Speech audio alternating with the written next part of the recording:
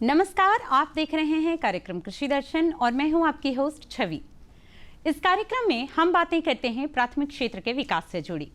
जैसा कि हम जानते हैं कि कृषि और पशुपालन ऐसे क्षेत्र हैं, ऐसे व्यवसाय हैं जो न सिर्फ प्राथमिक क्षेत्र के विकास के लिए ज़रूरी हैं, बल्कि द्वितीय क्षेत्रों के विकास के लिए भी इसका विकसित होना बहुत ज़रूरी है, क्योंकि रॉ मटेरियल्स की उपलब्धता यही क्षेत्र सुनिश्चित कराते हैं। तो कार्यक्रम की इस कड़ी में जानेंगे हम कि किन तकनीकों के उपयोग से इन क्षेत्रों का और भी विकास कर सकते हैं। लेकिन हमेशा की तरह सबसे पहले डालेंगे नजर अपने पहले सेगमेंट खबरें खेती की पर। नमस्कार, खबरें खेती की में आपका स्वागत है। सबसे पहले नजर डालते हैं आज के मुख्य समाचारों पर। उद्यानों में नीचे अतिरिक्त फसल लगाकर किसानों को लाभ देने की सरकार की योजना। बेहतर फसल के लिए अपनाए पोर्ट्रेट तकनीक और किसानों के लिए उपयोगी कैंची।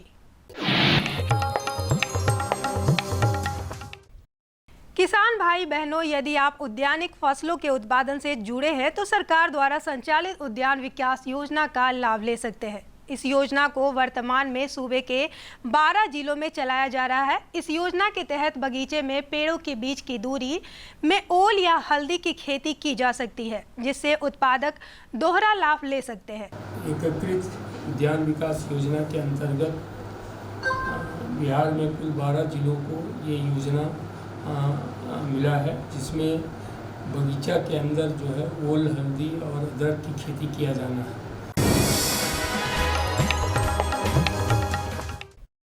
किसान भाई बहनों, यदि आप अपने खेत में सब्जियों को लगाने की तैयारी कर रहे हैं तो सबसे पहले बीजोपचार जरूरी है। इससे फसल व्याधि में से सुरक्षित होगी।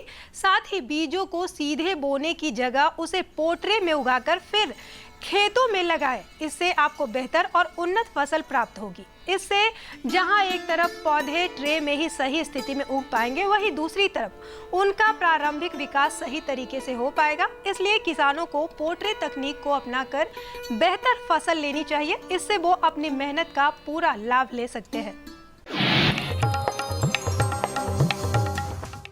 किसान भाई बहनों, पान बिहार की प्रमुख नकदी फसलों में से एक है। पान बेल के प्रत्येक नोड पर जड़ें होती हैं जो उपयुक्त समय पाकर मृदा में अपना संचार करती हैं व बेलों में प्रवर्धन प्रारंभ हो जाता है। पान के उन्नत प्रभेदों में बंगला, कलकतिया, मगही, देसावटी और देसी पान आदि प्रमुख रूप से हमारे क्षेत्र में प्रयोग होते हैं।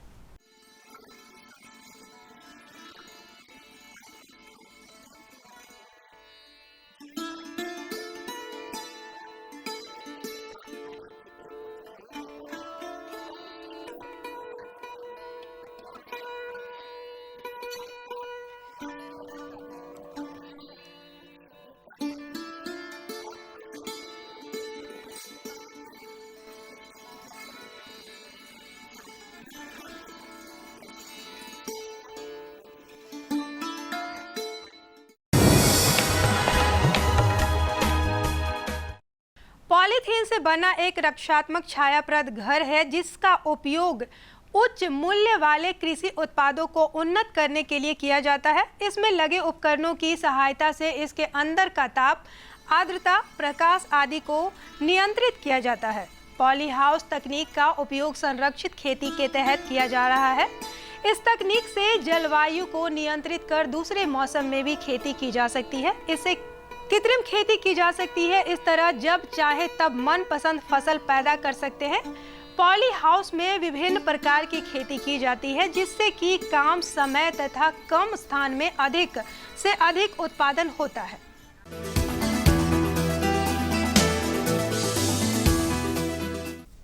मेहनत करने वालों की कभी हार नहीं होती। इन पंक्तियों को चरितार्थ करते हैं हमारे युवा किसान कुणाल कुमार। सफलता की कड़ी में आज हम आपको मिलवाने जा रहे हैं इन्हीं पंक्तियों को चरितार्थ करते हुए वैशाली जिले के इस युवा किसान कुणाल कुमार से, जो कि वैशाली जिले के निवासी हैं और पढ़ाई के साथ साथ कृषि से भी जुड़े हुए हैं। वो मक्के की खेती अपनी पुश्तैनी जमीन पर कर रहे हैं। उन्होंने 12,000 की पूंजी लगाई है और लगभग 2 गुने लाभ की उम्मीद कर रहे हैं। अपनी मेहनत से न केवल वो अपनी पढ़ाई जारी रखे हुए हैं बल्कि सफलता की एक नई कहानी भी लिख रहे हैं। उनकी सफलता क्षेत्र के बाकी लोगों के लिए भी प्रेरणा का स्रोत बनी हुई है।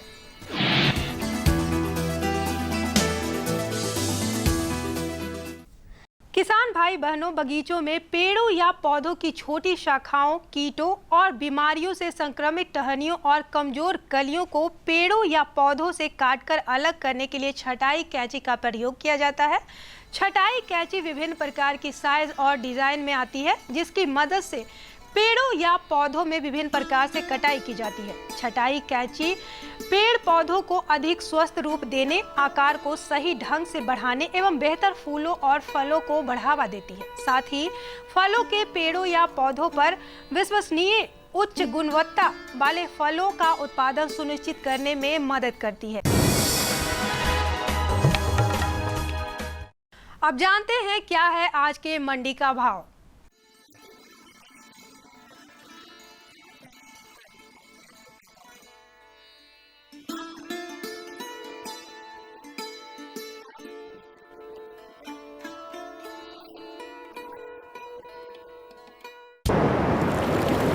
अब समय है मौसम पूर्वानुमान का।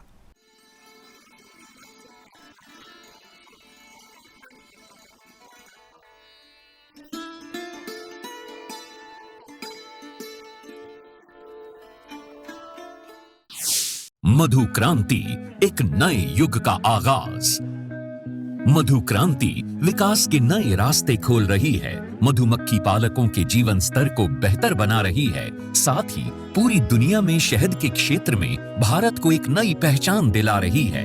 भारत सरकार मधुमक्खी पालकों की आय को बढ़ाने और उन्हें आत्मनिर्भर बनाने के उद्देश्य से देश में मधुमक्खी पालन के संवर्धन और विकास के लिए सभी आवश्यक सहायता प्रदान कर रही है। माननीय प्रधानमंत्री के दूरदर्शी नेतृत्व में कृषि सहित मधुमक्खी पालन को बढ़ावा देने के लिए अनेक कदम उठाए गए हैं। किसान तरक्की की राह पर आगे बढ़ रहे हैं। अगर कोई सक्सेस स्टोरी मीठी मुस्कान भी बिखेरे और स्वाद में भी मिठास भरे, तब तो आप इसे जरूर सोने पर सुहागा कहेंगे।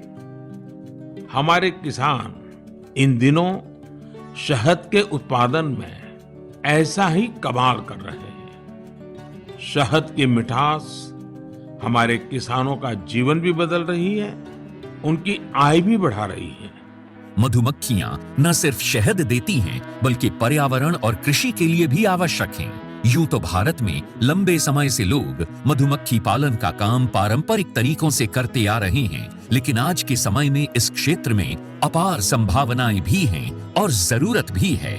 मधुमक्खियों की इसी जरूरत और योगदान का जश्न मनाने और इसे और बारीकी से समझने के लिए ही मनाया जाता है विश्व मधुमक्खी दिवस। इसी आवश्यकता को समझते हुए 2020 में राष्ट्रीय मधुमक्खी पालन और शहद मिशन की शुरुआत हुई। उद्देश्य स्पष्ट था, मधुमक्खी पालन के कार्य को वैज्ञानिक और तकनीकी रूप से विकसित करना और ज्यादा से ज्यादा लोगों को इसके लिए प्रोत्साहित करके मधु क्रांति के सपने को साकार करना। मधुमक्खी पालन से मिलने वाले उत्पाद जैसे शहद, बी वैक्स, रॉयल जेली और पॉलन आदि कई क्षेत्रों में प्रयोग किए जाते हैं। माननीय प्रधानमंत्री जी के प्रोत्साहन से और कृषि मंत्री जी के मार्गदर्शन से आज राष्ट्रीय मधुमक्खी पालन और शहद मिशन सफलता का पर्याय बन चुका है। न केवल ये देश के किसानों के लिए आय बढ़ाने का एक साधन बना है, बल्कि तमाम लोगों के जीवन को बेहतर बनाने के साथ साथ देश के आर्थिक विकास में भी योगदान दे रहा है। 2013-14 से 2021-22 तक शहद का उत्पादन 76,000 मीट्रिक टन से बढ़कर 2021-22 में 1,33,000 मीट्रिक टन से अधिक हुआ। शहद का निर्यात 28,000 मीट्रिक टन से बढ़कर 74,000 मीट्रिक टन से अधिक हुआ।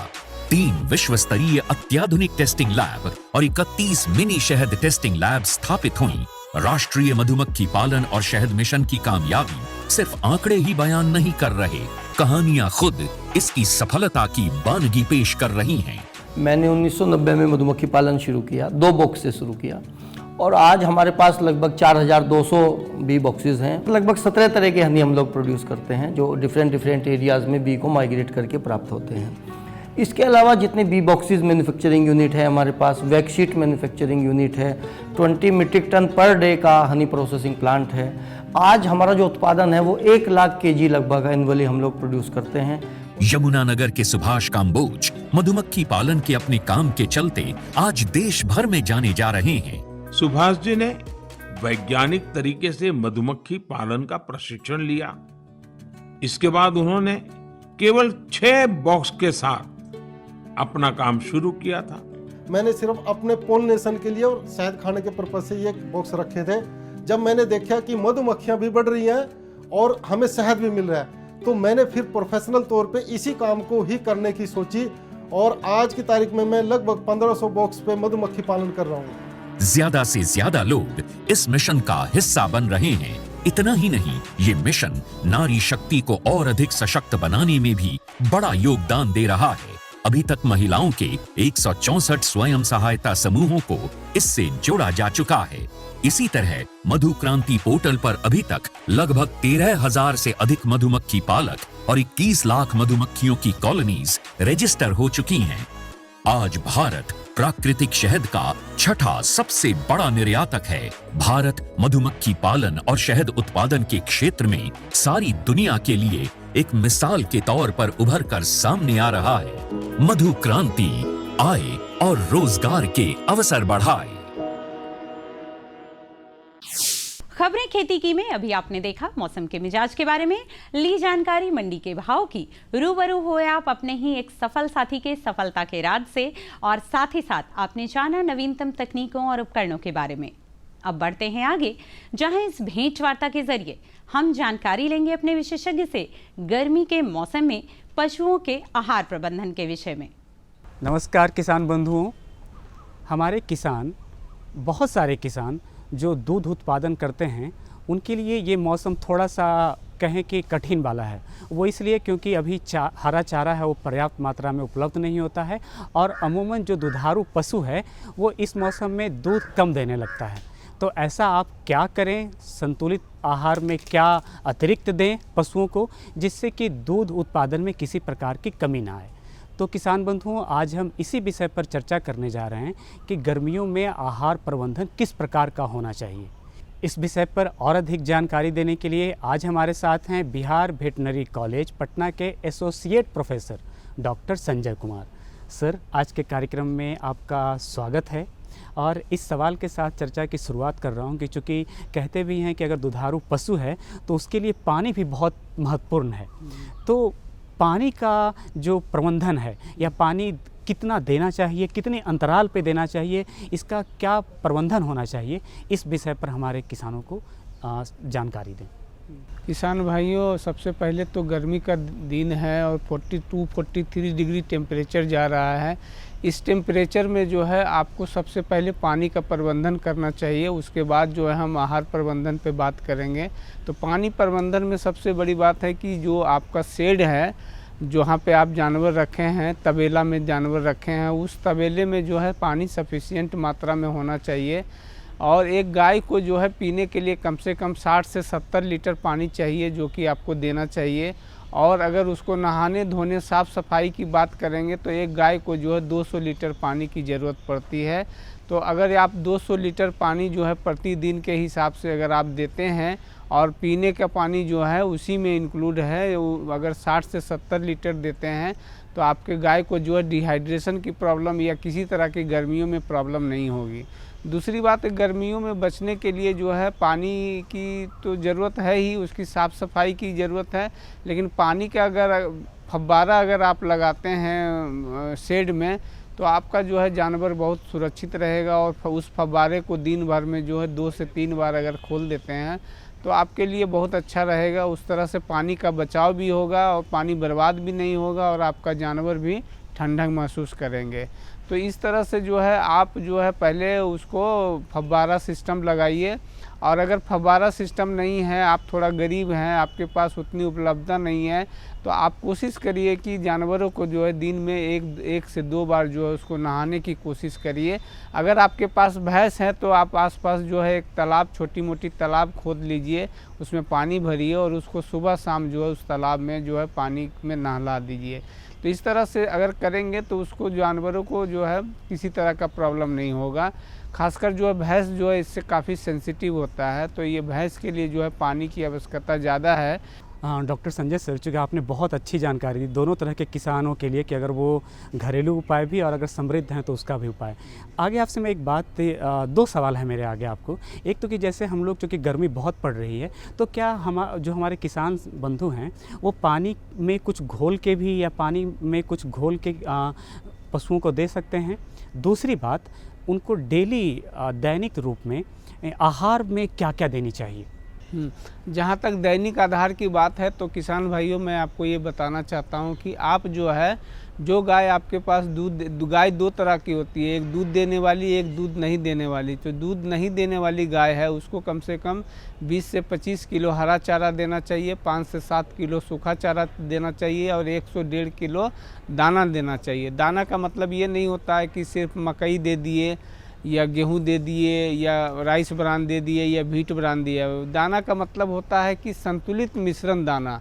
जैसे आप दाना बनाते हैं तो उसमें 40 किलो मकई मिला दीजिए, 30 किलो जो है राइस ब्रान या व्हीट ब्रान मिला दीजिए और 20 किलो खल्ली मिला दीजिए, 90 किलो और 7 किलो जो है आप चने का छिलका मिला दीजिए और 2 किलो उसमें जो है मिनरल मिक्सचर, 1 किलो नमक मिलाइए और 100 किलो का बना करके इस दाना को अगर हम 1 से 1.5 किलो देंगे तब इसको हम संतुलित आहार कहेंगे।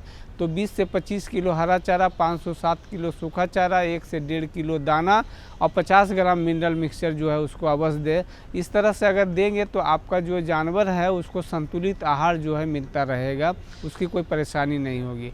अब आइए हम बताते हैं कि यही गाय जो है आपकी बियान हो गई और बियान करने के बाद जो है वो 10 किलो दूध देने लगी, तो दूध के अनुसार जो है उसका राशन जो है उसका बैलेंस डाइट जो है चेंज हो जाएगा। कैसे चेंज होगा आइए मैं बताता हूँ। जनरली होता क्या है कि 2.5 किलो दूध पे जो है हम 1 किलो दाना देते हैं, तो यहाँ पे जानवर जो है आपका 10 किलो दूध दे रही है तो दाना में बदलाव आएगा। तो अब 10 किलो दूध देने वाली की डाइट क्या होनी चाहिए, राशन क्या होनी चाहिए, तो 10 किलो दूध देने वाली गाय का जो है 20 से 25 किलो हरा चारा देना चाहिए, 5 से 7 किलो सूखा चारा देना चाहिए। दाना जो आप 1 से 1.5 किलो दे रहे थे मेंटेनेंस, वो तो आप देंगे ही, खासकर दूध के आधार पर जो है उसका दाना चेंज हो जाएगा। तो 10 किलो दूध के अनुसार आपको जो है कम से कम 2.5 किलो पे 1 किलो, तो 10 किलो पे 4 किलो प्लस 1 किलो मेंटेनेंस जो दे रहे थे तो 5 किलो जो है दाना देंगे। और चूँकि मिनरल मिक्सचर बढ़ा देंगे क्योंकि दुधारू पशु है, मिनरल सारे जो है कैल्शियम, फास्फोरस ये सारे जो है आपके दूध में आ रहे हैं, तो वो दूध में जो है कैल्शियम फास्फोरस आने के वजह से जो है शरीर में कमी हो सकती है, तो मिनरल मिक्सचर जो है 100 ग्राम प्रति दिन के हिसाब से देंगे। तो अब इसको हम समराइज करते हैं किसान भाई कि 20 से 25 किलो हरा चारा, 5 से 7 किलो सूखा चारा, 5 किलो दाना और 100 ग्राम मिनरल मिक्सचर देंगे, तब ये जो है आपका संतुलित आहार होगा। अच्छा, गर्मियों के दिन में जो है क्या होता है कि आप जैसे दूध घटने लगती है, तो दूध घटने लगती है तो उसका एक उपाय है, एक हमारे पास जो है बाईपास प्रोटीन का टेक्नोलॉजी है। अगर उससे आप जो है डाइट बनाते हैं, जैसे खल्ली जो हम खिलाते हैं, तो खल्ली जो जनरली क्या होता है 80% खल्ली जो है बर्बाद हो जाता है अगर ऐसा सच खिलाते हैं तो 80% खल्ली बर्बाद ना हो इसके लिए हम जो उसके अमाइनो एसिड है उसको प्रोटेक्ट करते हैं। तो कैसे प्रोटेक्ट करते हैं, तो पहले जो है सरसों का खल्ली लेंगे, सरसों की खल्ली को ग्राइंड करेंगे, 1 किलो खल्ली में 11.2 ml जो है फॉर्मेलिन मिलाते हैं। 40% फॉर्मेलिन जो बाज़ार में मिलता है वो उसको मिलाते हैं। तो 50 किलो खल्ली है तो लगभग 570 ml जो है फॉर्मेलिन उसमें मिला देंगे।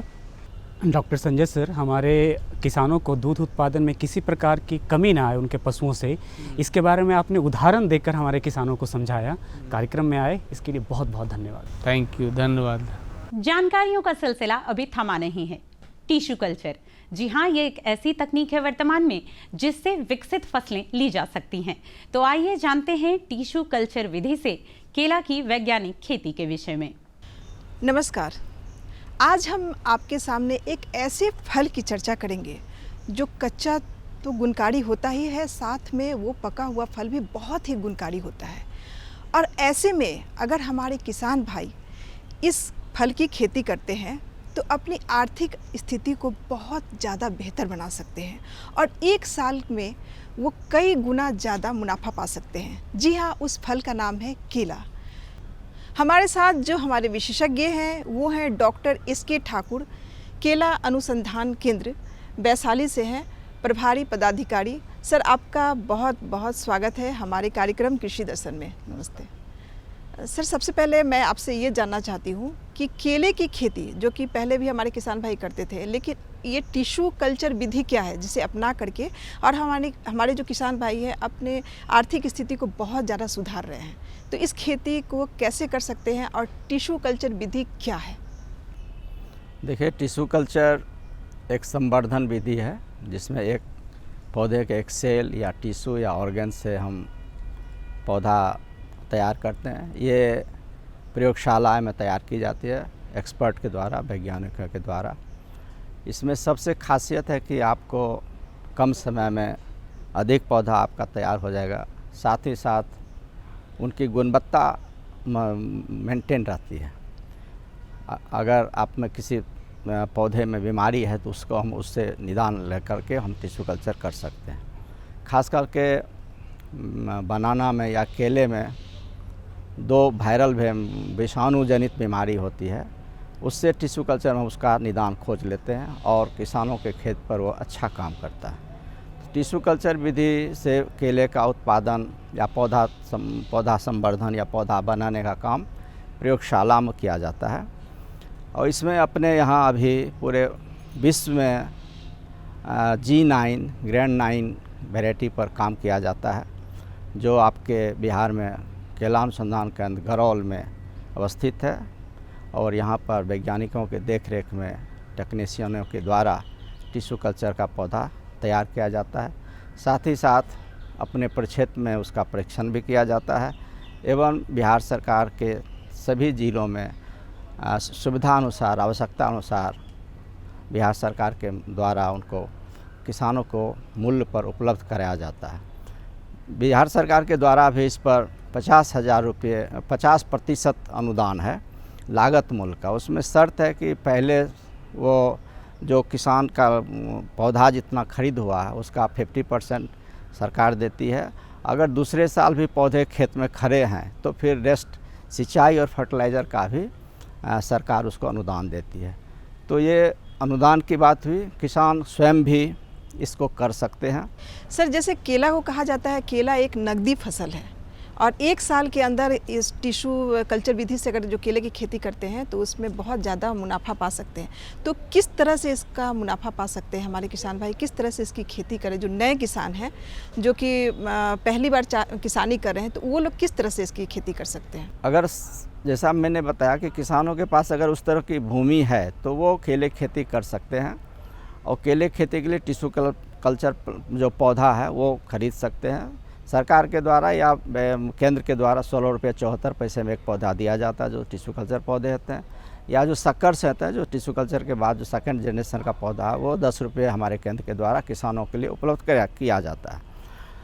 पहला क्रॉप जब लगता है टिश्यू कल्चर का तो 11 से 12 महीने की होती है।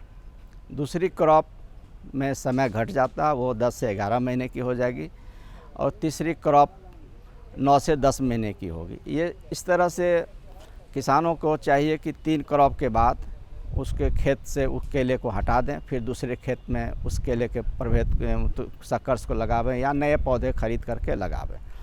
तो किसानों को प्रति एकड़ देखा गया है कि मुनाफा 3 से 4 लाख रुपया होता है। अगर तुलनात्मक अध्ययन देखा गया है कि मछली के बाद अगर किसी चीज़ में फ़ायदे है तो पर एकड़ यूनिट एरिया में तो वो केले की खेती में है और इसकी मार्केटिंग समस्या भी नहीं है। G9 या टिश्यू कल्चर पौधा जो है वो एक साथ लगता है, एक साथ फ्लावरिंग होता है और साथ ही साथ उसमें फल आते हैं और साथ में मैच्योरिटिंग भी लगभग साथ होता है। इस दृष्टिकोण से किसान अगर टाइम मैनेजमेंट करके इस तरह से लगाया जाए कि जैसे केले की डिमांड जो है बिहार में सबसे अधिक दशहरे और दिवाली या छठ में होती है। तो इस तरह का अगर हम टाइम मैनेजमेंट करके लगावें तो बेचने का भी समस्या नहीं होता है। तो किसान अगर चाहे तो वो पौधे ले करके लगाने का समय सबसे उपयुक्त होता है जून जुलाई में अगर पौधा उपलब्ध हो तो लगावें। लगाने से पहले किसानों को गड्ढे बनाने पड़ते हैं, 50-50 सेंटीमीटर का गड्ढा बना करके उसमें कंपोस्ट, वर्मी कंपोस्ट या खल्ली डालना पड़ता है। उसके बाद उसमें कीटनाशी कोई फ्यूराडान या थाइमेट हम डाल देते हैं। उसके बाद कुछ दिन के लिए उसको हम छोड़ देते हैं। जब बारिश होती है तो गड्ढे भर के अस्थिर हो जाती है, फिर उसमें पौधे ला करके हम उसमें पौधे का रोपाई कर देते हैं। रोपाई के बाद देखा गया है कि आप रोपाई के समय में किसान को फर्टिलाइज़र नहीं देना चाहिए। अगर फर्टिलाइज़र देना चाहते हैं तो 150 ग्राम यूरिया और 75 ग्राम DAP और 150 ग्राम पोटास, यही उसकी रिक्वायरमेंट है। फर्टिलाइज़र देने का 3 समय निर्धारित है, 3 महीने पर, 6 महीने पर, 9 महीने पर। जब मान लीजिए जून में लगाए तो जुलाई, अगस्त, सितंबर में हम डालेंगे, फिर छठा महीना पर डालेंगे, फिर 9वां महीना में डालेंगे। केले में सबसे आवश्यक चीज़ होता है सिंचाई। सिंचाई प्रबंधन बहुत ही ज़रूरी है। वातावरण में नमी और खेत की नमी ये देखना बहुत ही आवश्यक है, अन्यथा केले की खेती संभव नहीं है।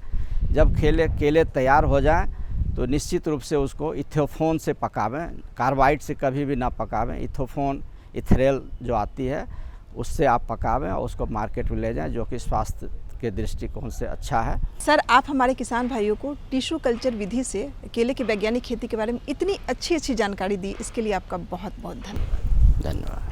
उम्मीद करते हैं कि आप इन तमाम जानकारियों का पूरा लाभ लेंगे।